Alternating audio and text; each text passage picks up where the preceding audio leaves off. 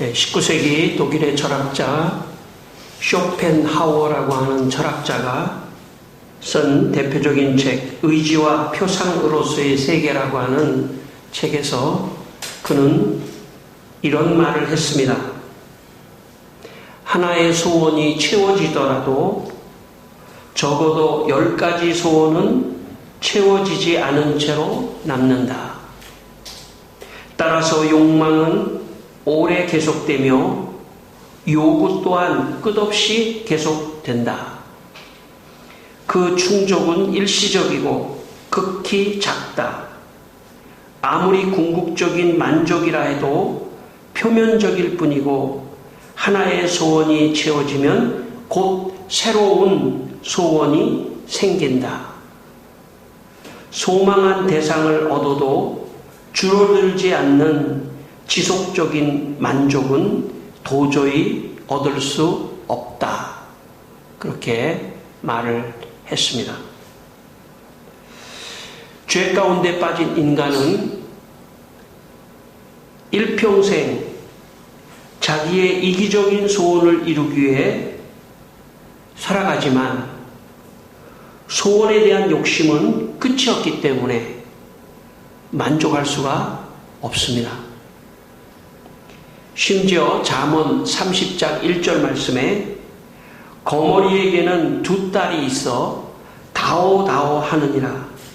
족한 줄을 알지 못하여 족하다 하지 아니하는 것이 있나니 물로 채울 수 없는 땅과 족하다 하지 아니하는 불이니라 하는 말씀이 있습니다. 하나님이 창조한 모든 피조물이 하나님 없이 자기의 이기적인 소원을 이루려고 해도 소원에는 끝이 없기 때문에 소원을 이루어도 만족함이 없고 행복함도 없습니다. 그러므로 인간은 내 뜻을 이루기 위한 소원이 아니라 하나님의 뜻을 이루기 위한 소원을 가질 때 비로소 진정한 만족과 행복을 느낄 수 있는 것입니다. 여러분 모두 여러분의 뜻을 이루는 소원이 아니라 하나님의 뜻을 이루는 소원을 갖게 되시기를 바랍니다. 우리는 예수 믿기 전에 이 세상에 살면서 어떻게 하면 내 꿈을 이룰 것인가, 내 뜻을 이룰 것인가 에만 관심이 있었다고 할 수 있습니다. 예수를 믿었다는 것은 내 소원과 내 계획과 내 뜻이 아니고 하나님의 계획과 하나님의 뜻을 생각하고 하나님의 뜻을 이루는 그런 삶이 바로 그리스도인들의 삶이라는 것을 기억하게 되시기를 바랍니다. 여러분의 삶에 자기의 뜻이 아니라 내 뜻이 아니라 하나님의 뜻을 이루기 위해서 여러분의 나머지 인생을 살게 되시기를 주의 이름으로 축원합니다. 오늘 성경 말씀에 예수님이 십자가 고난 앞에서 하나님의 뜻이 무엇인지를 고민하고 기도하는 내용이 오늘 성경의 내용 말씀입니다. 오늘 본문 36절 말씀을 한번 같이 다시 한번 읽겠습니다. 36절입니다.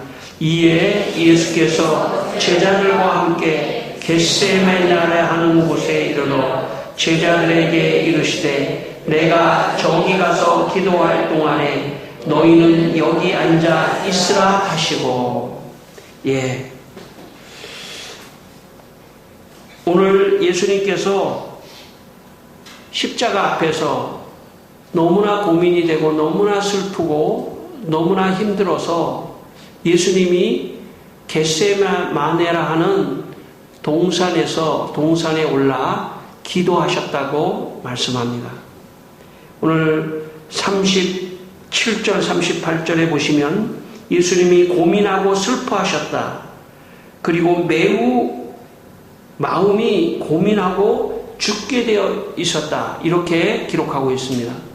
그러니까 예수님이 십자가 앞에서 너무나 마음이 괴로웠던 것이죠. 그래서 예수님께서 선택한 것이 기도입니다.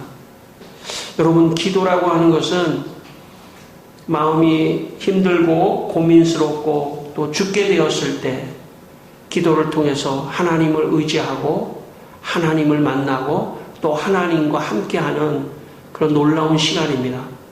여러분 혹시 괴로울 때 여러분은 어떻게 그 괴로움을 해결하십니까? 세상의 사람들은 괴로움을 잊기 위해서 여러 가지로 스트레스를 풀지만 사실은 그렇게 해서 풀리는 것이 아닙니다. 잠깐 잊어볼 수는 있지만 풀리는 것이 아닙니다. 근본적으로 하나님 앞에 서야 합니다. 근본적인 문제의 해결은 결국 하나님 앞에 기도하면서 서야 합니다. 저는 여러분의 인생이 하나님 앞에 서는 인생이 되기를 바랍니다. 결국 세상에서 맴돌아 봐야 인생은 허무하고 공고하게 되어 있습니다. 하나님 앞에 와야 합니다. 하나님 앞에 와서 하나님께 기도하면서 하나님과 함께 내 죽게 된, 내 고민스러운, 내 너무나 괴로운 이 문제를 하나님과 함께 의논하며 문제의 길을 찾아야 되는 것입니다. 저는 여러분의 인생이 늘 하나님 앞에 있기를 바랍니다. 하나님 앞에서 그 문제를 해결할 때만이 마음에 가장 깊은 마음속에 평안이 오면서 마음이 해결되는 것입니다. 경상남도 마산 앞바다를 내려다 보이는 산이 하나 있는데 무악산이라고 하는 산입니다. 그 무악산에는 바위 바닥이 무악산 그 꼭대기에 올라가면 큰 바위가 하나 있는데 그 바위는 십자로 이렇게 갈라져 있습니다. 그래서 사람들은 그 바위를 십자바위라고 말을 합니다. 마치 예수님 십자가인 것처럼 이렇게 바위가 십자로 갈라졌어요. 물론 자연현상으로 갈라졌겠죠. 어쨌든 그 십자 바위에 올라 많은 그리스도인들이 기도를 했습니다. 일제강점기 시대에 주기철 목사님이 밤을 새우며 눈물을 흘리며 기도했던 기도처가 그 십자 바위라고 합니다. 주기철 목사님은 당시 일본이 강요한 신사참배, 일본의 수십만의 신을 모아놓고 죽은 사람의 그 영령을 거기다 모셔놓고 그 신에게, 쉽게 말하면 우상에게 절을 하라고 하는 그런 강요를 했는데 신앙인을 가진 신앙인들은 그것을 할 수가 없었습니다. 일본은 가장 대표적인 주기철 목사를 그렇게 신사참배하도록 그렇게 강요했습니다. 그러나 주기철 목사님은 신사참배를 거절했습니다. 감옥소에도 가고 고문도 받고 그런 어려운 상황이 있었습니다. 그때마다 주기철 목사님이 그때마다 찾은 곳이 있었는데 그 무악산 꼭대기에 십자 바위를 찾았다고 합니다. 형사들이 늘 따라다니기 때문에 피하고 피해서 그 십자 바위에 올라 기도를 하셨다고 합니다. 여러분, 그 십자 바위에 오른 주기철 목사님은 연약한 종을 내버려 두지 마시고 힘을 주십시오. 이 핍박을 견딜 수 있는 힘을 주십시오 하며 기도했다는 것입니다. 결국 기도하실 때 일본 수사들이 주기철 목사님을 잡아가기도 했습니다. 어쨌든 주기철 목사님의 인생에 가장 어려움이 왔을 때 기도의 자리, 기도하는 자리로 갔다는 것이 중요합니다. 인생은 어렵지 않은 사람은 아무도 없습니다. 인생에 태어났다는 것 자체가 어려움입니다. 그러나 인생에 태어나지 않은 사람은 천국에 갈 수 없습니다. 그것이 또한 비밀입니다. 천국은 인생에 태어난 사람만이 갈 수 있는 곳입니다. 그렇기 때문에 태어나서 이 세상에 사는 것이 잠깐 고난일 수 있지만 우리는 영원한 천국에 갈 수 있는 기회를 얻은 사람입니다. 우리가 자녀들이 혹은 우리가 우리의 부모님에게 이런 말을 하는 때가 있습니다. 저를 낳아줘서 고맙습니다. 근데 그거는 반만 아는 겁니다. 나를 낳아줘서 고맙습니다. 내가 이 세상에서 살도록 해서 고맙습니다. 그런 고마움은 반만 아는 겁니다. 진짜 고마운 것은 뭐냐면 잠시 잠깐 후에 영원한 행복한 천국에 간다. 너무나 좋은 곳에 간다. 그렇게 해서 근거를 마련해주고 태어나게 해주셨기 때문에 감사하는 겁니다. 다만 이 세상에서 어려움 속에 있지만 하나님 의지하고 살면 이 어려움이 반감되고 어려움을 어려움으로 느끼지 않고 즐길 수 있는 것입니다. 저는 여러분의 인생을 즐기게 되시기를 바랍니다. 어려움조차도 하나님과 함께 있는 사람은 즐길 수가 있습니다. 여러분의 인생을 저는 즐기는 인생이 되기를 바랍니다. 아, 조금 어렵군 하면서도 웃을 수 있는, 그러면서 여유를 가질 수 있는, 왜냐하면 우리는 영원한 천국을 확보하고 있는 사람들이기 때문에 그러면서 이 세상에서도 참 하나님과 함께 그 어려움을 극복하는 그런 어떤 스릴 또 어려움을 이기는 그런 여러분의 인생이 되시기를 바랍니다. 그 중에 가장 중요한 것이 있는데 그 어려움을 이길 수 있는 방법이 있다면 바로 기도하는 것입니다. 기도를 통해서 하나님은 어려움을 이길 수 있는 힘을 공급해 주시는 것입니다. 여러분 혹시 어려움이 있다면 하나님께 나오시기를 바랍니다. 어디에 있든지 기도하게 되시기를 바랍니다. 주일에 우리가 여기 온다는 건 기도의 자리로 오는 것입니다. 기도의 자리로 오십시오. 예배의 자리로 오십시오. 이곳이 가장 중요한 곳입니다. 이곳이 내 인생의 문제를 푸는 가장 중요한 장소입니다. 그렇게 생각하시고 기도의 자리를 찾게 되시기를 바랍니다. 오늘 이 자리는 겟세마네 동산입니다. 여기 겟세마네 동산에 여러분은 올라오신 겁니다. 여러분 하나님께 기도하며 마음으로 기도하며 하나님의 뜻을 찾게 되시기를 바랍니다. 그러면 여러분의 인생을 하나님이 또 헤쳐나갈 수 있도록 힘을 주실 줄 믿습니다. 제가 어느 TV 프로에서 본 것입니다. 어느 회사 사장님하고 직원들이 아주 근사한 중국집에 갔습니다. 그때 사장님이 오늘 자기가 한 통 낼 테니까 마음껏 시키라고 그렇게 얘기를 했습니다. 직원들은 기분이 좋아서 막 메뉴판을 막 보면서 서로 의논하면서 뭐 시킬까 막 의논을 하고 있었습니다. 그때 사장님이 나는 짜장면을 먹겠다고 얘기를 했습니다. 그러니까 갑자기 이 분위기가 싸해지면서 메뉴판을 고르던 사람들이 얼굴이 참 굳어지면서 저도 짜장면 먹겠습니다. 저도 짜장면 먹겠습니다. 저도 짜장면 먹겠습니다.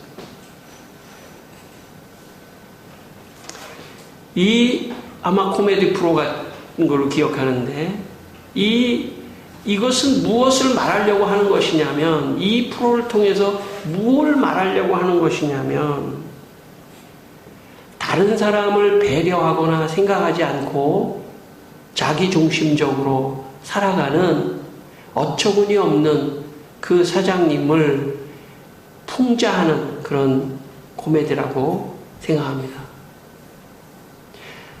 자기가 짜장면을 먹겠다고 하면 다른 사람은 부하 직원으로서 더 비싸고 맛있는 걸 먹을 수가 없지 않습니까? 배려하지 않는 사람에 대한 풍자죠. 여러분, 기독교인들의 기도를 혹자는 오해하는 사람이 있습니다. 내가 소원하는 것을 끊임없이 요구하는 것을 기도라고 생각하는, 그게 기독교의 기도라고 생각하는 사람들이 있는데 기독교의 기도는 그런 것이 아닙니다. 기독교의 기도는 하나님 앞에서 하나님의 의견을 물어보고 하나님을 배려하면서 자신의 인생길을 물어보는 것이, 그것이 기독교인들의 기도입니다. 39절 말씀 우리 한번 같이 다시 읽겠습니다. 39절입니다. 39절 조금 나아가사 얼굴을 땅에 대시고 엎드려 기도하여 이르시되 내 아버지여 만일 할만하시거든 이 잔을 내게서 지나가게 하옵소서. 그러나 나의 원대로 마시옵고 아버지의 원대로 하옵소서 하시고. 예수님이 하나님께 기도하신 기도의 내용이 39절 기록되어 있습니다. 그런데 여기서 예수님이 이렇게 기도하십니다. 할만하시거든, 하나님 할만하시거든, 만일 할만하시거든 이 잔, 이 십자가의 고난의 잔을 지나가게 해 주십시오. 그러나 나의 원대로 마시옵고 아버지의 원대로 되기를 원하나이다. 예수님은 기본적으로 하나님을 어떻게 하든지 배려하고 하나님의 뜻, 하나님의 입장을 생각하면서 기도하는 예수님을 볼 수 있습니다. 예수님이 무턱대고 하나님 나 이 십자가 안 지게 해 주십시오 이렇게 기도하지 않았다는 것입니다. 물론 그렇게 기도한 것이 꼭 잘못이라고 말할 수는 없습니다. 그러나 조금 더 예수님이 기독교인들의 참된 기도에는 이런 것이다 하는 모델을 지금 보여주고 계시는 것입니다. 만일 할만하시거든, 여기에 이 할만하시거든이라는 것은 조금 어려운 얘기지만 이 원문에 보면 단수로 쓰여 있는데 이것은 학자들에 의하면은 여러 가지 피할 길을 하나님이 가지고 계시지 않습니까? 하는 뜻이랍니다. 그러니까 하나님 여러 가지 피할 길을 가지고 계신 하나님 할만하시거든 그 중에 한 길을 피할 수 있는 길이 있으시다면 이 잔을 옮겨 주십시오. 이것은 상당히 예수님이 하나님을 향해서 예의가 있는 배려를 하는 하나님을 존중하는 그런 관점에서 하나님과 대화하는 것을 알 수 있습니다. 여러분 세상에서 고등교육을 받았다고 해서 인격적인 사람이 되는 것이 아닙니다.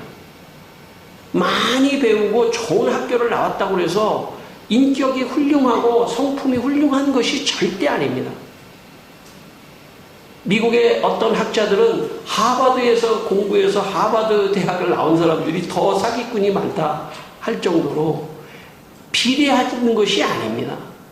인간은 하나님 앞에 설 때만이 자신을 돌아보고 자신의 죄를 돌아보고 또 성숙한 사람이 되어가는 것입니다. 교회는 최고의 교육기관입니다. 여러분 이곳에서 여러분의 인격이 성숙되기를 원합니다. 어떤 사람은 늘 자기중심적인 사람이 있습니다. 우리 모두 다 사실은 자기중심적인 사람이죠. 부족한 사람들입니다, 우리가. 그런데 어떤 사람은 말 한마디를 하더라도 늘 상대방을 존중하고 배려하려고 하는 언어를 사용하는 사람들이 있습니다. 그런 사람이 성숙한 사람입니다. 기독교인이 된다는 것은 그런 인품의 사람이 된다는 뜻입니다. 오늘 기도하시는 예수님의 매너를 우리가 한번 살펴볼 필요가 있습니다. 할만하시거든. 예수님, 이 잔을 옮길 길이 있겠습니까? 그러나 그 뒤에가 중요하죠. 내 뜻대로 마시고, 여기에 방점은 사실 뒤에 찍힌 겁니다. 아버지의 뜻대로 해 주십시오. 어리고 미숙한 사람들은요, 절대 상대방에게 이런 우선권을 주지 않습니다. 말을 하려고 할 때도 나 짜장면 먹을 거야 라고 말하지, 다른 사람이 맛있는 걸 먹을 수 있는 배려의 기회를 주지 않는 것이죠. 이것이 다른 것입니다. 저는 여러분의 인격이 예수님의 인격과 같이 성숙되게 되기를 바랍니다. 말 한마디 하더라도 성숙한 그런 말을 하게 되기를 바랍니다. 그러면 사람들이 그 사람을 보면 아, 참 성숙하다. 말 한마디를 하더라도. 그런 것입니다. 여러분,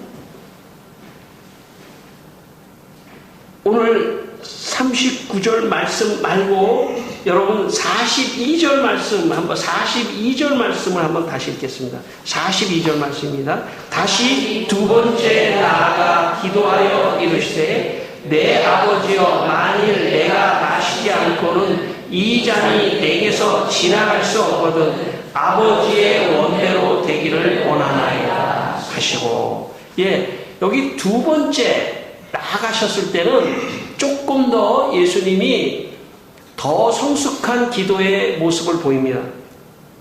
이렇게 말씀하십니다. 내가 마시지 않고는 이 잔이 내게서 지나갈 수 없다면 아버지의 원대로 되기를 원합니다. 첫 번째는 좀 하나님에게 기회를 어떻게 보면 선택의 기회를 하나님께 드렸는데 두 번째는 오히려 선택의 기회를 자기에게 가지고 오면서 내가 마시지 않으면 안 되면 그러면 그냥 마시겠습니다. 이렇게 스스로 자기 자신에게 책임을 돌리는 그런 언어를 사용하고 있습니다. 사실 사람의 언어라고 하는 것이 그 사람의 인격을 말하는 것입니다. 그 한마디 한마디가 굉장히 중요한 것입니다. 언제나 다른 사람에게 핑계를 대는 그런 사람이 있는가 하면 책임을 좀 자기가 안으려고 하는 그런 사람이 있습니다. 우리는 후자가 되어야 합니다. 여러분 예수님이 여기서 예수님이 하나님을 굉장히 헤아리고 배려하는 그런 예수님을 볼 수가 있습니다. 여러분 누가복음 6장 38절에 너희가 헤아리는 그 헤아림으로 너희도 헤아림을 도로 받을 것이다 라는 말씀이 있습니다. 우리가 상대방을 이렇게 헤아려 주면 헤아려 줄수록 상대도 나를 헤아려 준다는 것입니다. 여러분 우리가 하나님을 믿을 때 하나님을 헤아려 드리면 하나님을 배려하고 하나님의 뜻을 알려고 하는 예의를 갖추며 하나님께 나아간다면 그러면 하나님이 반대로 우리를 헤아려 주겠다고 말씀하시는 것입니다. 물론 우리는 하나님의 자녀이기 때문에 하나님 앞에서 하나님 뭐 하면서 할 수도 있습니다. 근데 제가 아이들을 키워보니까 아이들도 부모님에게 예의가 없을 때가 가장 불쾌합니다. 물론 저 같은 경우가 다 맞다는 건 아닙니다. 아이가 말을 한마디를 던져도 예의가 없을 때에 참 굉장히 마음이 안 좋습니다. 그런데 아이가 원래 자녀는 부모를 헤아리기가 참 어려워요. 철이 없죠. 끝까지. 그런데 자녀가 부모를 조금 헤아리는 것 같을 때 그때의 기쁨은 너무 큰 겁니다. 아, 얘가 철이 들었구나. 여러분 나이가 무슨 30살이 되고 40살이 되고 뭐 이렇다고 해서 철이 드는 게 아니에요. 아, 얘가 참 부모님을 생각하는구나. 아, 철이 들었구나. 아, 참 고맙다. 참 기특하다. 그런 마음이 부모에게 들 때가 가장 기분이 좋은 겁니다. 근데 가장 싫을 때는 아이고 얘가 정말 언제 철이 되나. 5살도 아니고 그럴 때가 제일 부모가 섭섭한 것입니다. 여러분 하나님도 마찬가지입니다. 우리 하나님께 자녀이기 때문에 막 할 수도 있지만 어떤 때는 하나님 됐습니다. 제가 이 고난을 제가 감당하겠습니다. 이 십자가 제가 감당하겠습니다. 그렇게 좀 의연할 때 하나님이 볼 때도 참 대견해 보이는 것이고 부모가 자녀를 볼 때도 아, 참 대견하다. 그렇게 볼 수 있습니다. 여러분 하나님을 여러분 헤아려서 기도하는 성숙된 정말 참된 기도의 사람들이 우리 모두가 다 됩시다. 그래서 여러분 하나님이 보실 때도 아, 참 기특하다. 그런 좀 하나님의 어떤 말을 듣는 여러분 되시기를 바랍니다. 고대 라틴 교부 아우구스티누스의 고백록에 보면 교만했던 자신의 과거를 돌아보면서 이런 말을 합니다. 그가 이런 말을 합니다. 제가 과거에 예수 믿지 않았을 때 그 성경을 훑어보았을 적에 현재 이 말을 하는 아우구스티누스는 주교로서 교회 지도자로서 아주 인정받는 사람입니다. 그런데 이 고백록을 통해서 자기가 예수 믿지 않았을 때 얘기를 지금 하는 겁니다. 문체로 보더라도, 성경은 문체로 보더라도 유명한 웅변가 툴리우스의 품위 있는 웅변에 비교할 바 못 된다고 생각했습니다. 저의 오만 방자함이 성경의 절제된 표현을 놓치고 말았고 제 지성의 정곡은 그 내면을 들여다보지 못했던 것입니다. 저는 어린이처럼 되기를 꺼렸고 바람이 잔뜩 든 건방으로 자신을 어른이라 생각하였습니다. 성숙한 사람은 아우구스티누스 같이 자신의 죄와 미숙함을 자신에게 돌리고 반성하는 사람입니다. 오늘 39절에 보니까 39절을 보면 하나님에게 하나님 할만하시거든 하면서 하나님에게 약간 부담을 드리는 예수님. 42절로 가면 부담이 아니라 내가 책임지겠습니다. 이 십자가 이 고난 져야 한다면 제가 지겠습니다 하면서 적어도 하나님에게 책임을 어느 정도 부담을 드렸던 것을 자기에게로 가지고 오는 예수님의 모습을 볼 수 있습니다. 이것이 성숙입니다. 이것이 성숙입니다. 인생을 사는 성숙함입니다. 성숙하지 않은 사람은 다른 사람에게 책임을 돌리거나 다른 사람이 선택할 수 있도록 곤란하게 합니다. 이거 어떻게 하면 좋겠어요? 라고 다른 사람에게 선택권을 주는 것 같지만 사실 부담을 주는 걸 수도 있습니다. 제가 하겠습니다.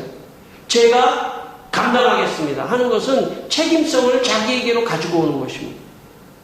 이것이 성숙한 사람의 인생의 생각입니다. 이렇게 기도를 하는 것입니다.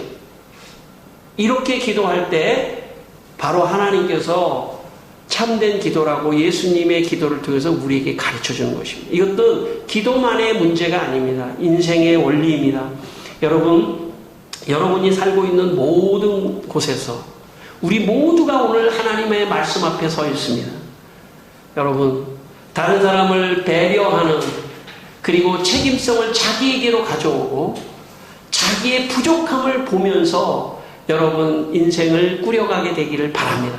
그렇게 될 때 성숙한 사람이 되고 성숙한 기도를 할 수 있는 것입니다.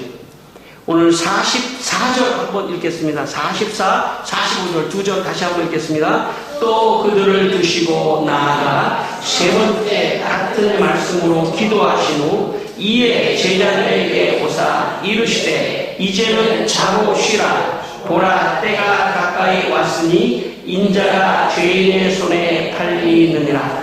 46절까지 읽겠습니다. 일어나라 함께 가자. 보라 나를 파는 자가 가까이 왔느니라. 오늘 기도의 내용은 두 가지만 보여주는데 세 번째 기도는 두 번째 기도랑 같다는 것입니다. 예수님이 세 번째 기도를 하시고 내가 이 잔을 마셔야만 한다면 제가 마시겠습니다 하고 자리에서 일어나서 제자들에게 보라 때가 가까이 왔으니 인자가 죄인의 손에 팔리리라. 일어나자 함께 가자. 나를 파는 자가 지금 저기서 오고 있다. 이렇게 예수님이 말씀하셨습니다. 여러분, 예수님은 기도 응답을 현재 받지 못했습니다.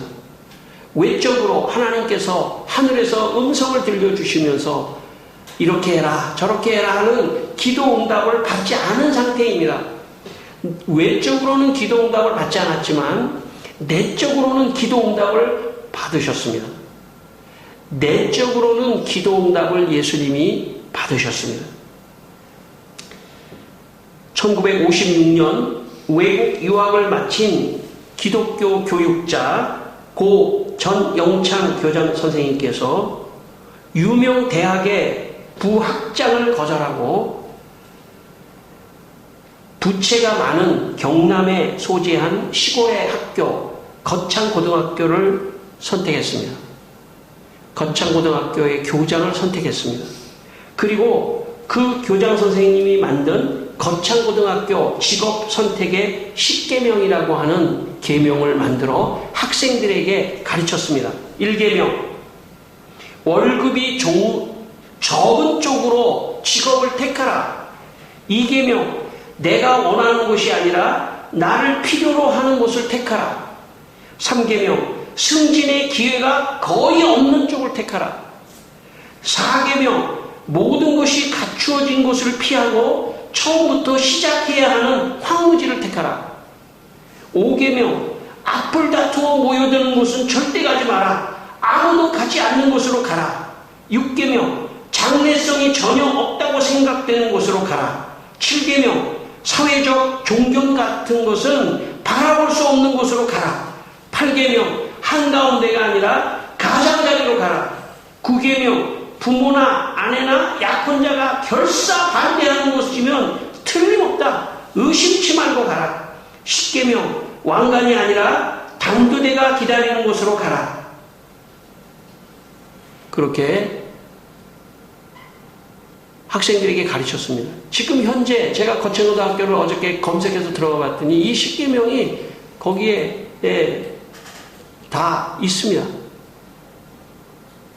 여러분, 이 10계명을 한마디로 요약한다면 뭐냐면 희생의 자리로 가라는 겁니다.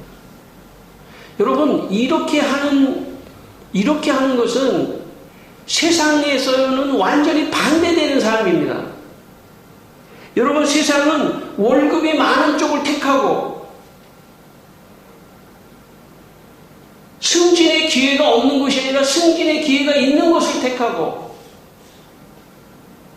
모든 것을 갖추어진 것을 택하고 여러분, 사회적 존경을 받을 수 있는 것을 택하고 아내나 약혼자가 원하는 곳으로 가게 되고 단두대가 아니라 왕관이 있는 곳으로 가야 한다. 이렇게 세상은 가르치지만 기독교의 정신은 이렇게 가르치는 것입니다. 희생의 자리로 가서 내가 희생하면 다른 사람을 살릴 수 있다는 것입니다. 이것이 기독교의 정신이고 이게 전용찬 교장이 십자가의 정신으로 가르쳤습니다. 저는 이 거창고등학교를 나온 목사님, 나중에 목사님이 된 그 밑에서 제가 부교역자 생활을 한 적이 있습니다. 다르더라고요. 생활의 태도가 다르더라고요. 이것이 기독교의 정신입니다. 낮은 곳으로 갈 수 있는 사람, 낮은 곳으로 가서 희생할 수 있는 사람, 그런 사람이 저는 진짜라고 생각합니다. 이 전영찬 선생님이 스스로 자신을 보여주었습니다. 큰 학교에 부학장으로 갈 수 있는 자리를 마다하고 시골에 다 쓰러져 가고 빚만 있는 그 거창고등학교에 가서 그 학교를 대한민국 최고의 명문학교로 만들어냈습니다. 왜 그럴까요? 거긴 희생자가 있기 때문입니다. 오늘 예수님 3번 기도했는데 하나님의 응답이 없었습니다. 그럴 때 예수님은 마음속으로 응답을 받았습니다. 아, 희생의 자리로 가는 것이 하나님의 뜻이구나. 내가 십자가를 지는 것이 하나님의 뜻이구나.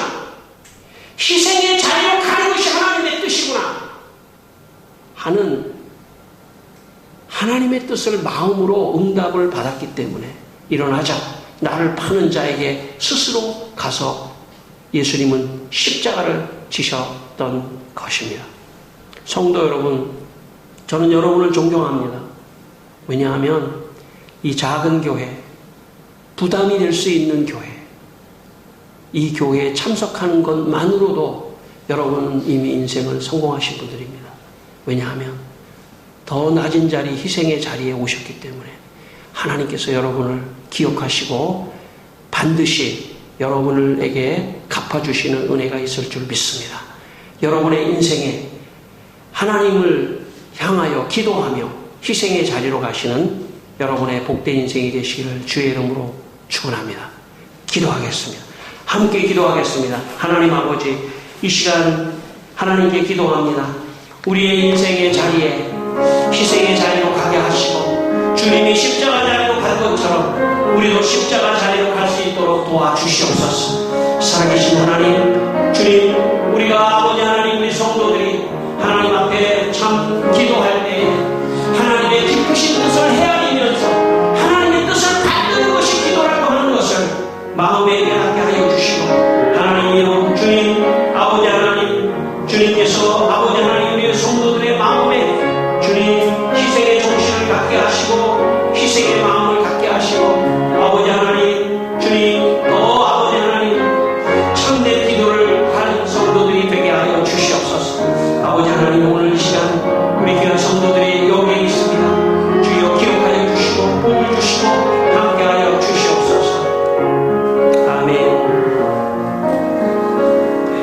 하나님 아버지, 우리 성도들이 예수님같이 하나님의 뜻을 따라 희생의 길을 선택하는 참된 기도를 하게 하여 주시옵소서. 예수님의 이름으로 기도드립니다. 아멘.